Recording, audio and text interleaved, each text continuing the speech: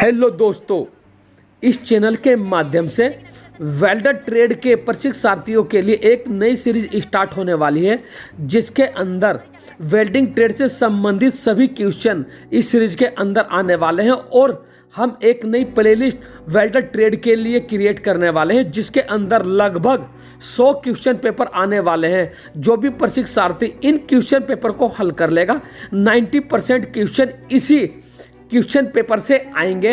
आप लोगों को बस इन वीडियो को कंटिन्यू देखना है और इन क्वेश्चन को याद रखना है, इनके आंसर देखने हैं, जिससे कि आप एग्जाम को सही तरह से दे सकें। मैं डीके बनर्जी इस नई सीरीज में आप लोगों का एक बार फिर बहुत बहुत स्वागत करता हूं और स्टार्ट करते हैं आज पहली